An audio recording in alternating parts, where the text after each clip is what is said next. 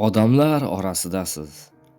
Atrofingizda kulgu, gap-so'z, hayot esa qaynayapti. Lekin ichingizda jimlik. Hech shunday bo'lganmi?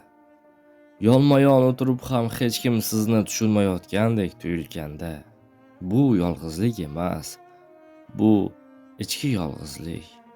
Ko'pchilik yolg'izlikni yolg'iz qolish deb o'ylaydi.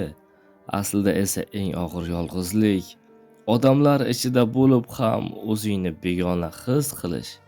Siz kulasiz, gaplashasiz, lekin ichingizdagi gaplarni aytmaysiz, chunki tushunishmaydi deb o'ylaysiz. Shu sabab siz jim bo'lib qoldingiz va jimligingizni hamma xotirjamlik deb o'ylaydi. Lekin haqiqat boshqacha. Chuqur insonlar ko'p gapirmaydi. Chunki ular har bir so'zning og'irligini his qiladi. Ular har kimga yuragini ochmaydi. Shuning uchun ham ular ko'pincha yolg'iz ko'rinadi. Lekin bu zaiflik emas, bu sezgirlik.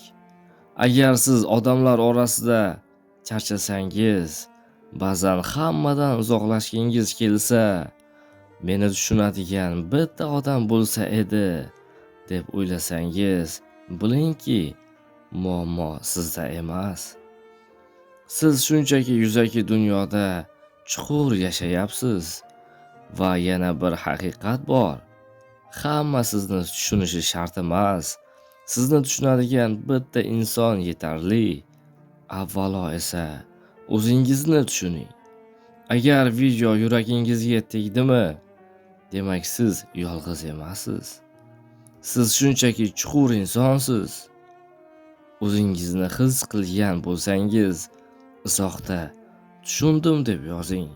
Bu yerda sizga o'xshaganlar juda ko'p.